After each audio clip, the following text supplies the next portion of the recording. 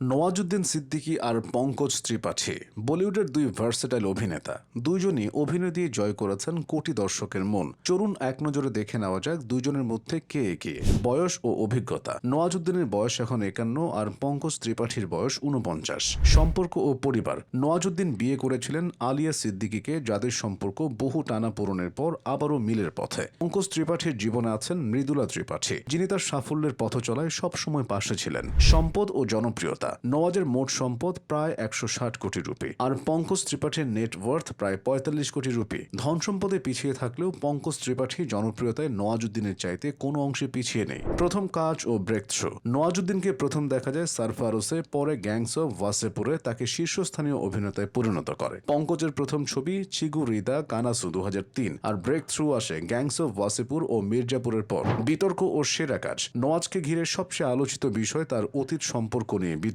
অন্যদিকে পঙ্কজ ত্রিপাঠীর তেমন উল্লেখযোগ্য কোনো বিতর্ক নেই। সেরা কাজের দিক থেকে নওয়াজুদ্দিনের মান্টো 2018 আর পঙ্কজ ত্রিপাঠীর মিমি 2021 দুজনকে নিয়ে গেছে অন্য উচ্চতায়।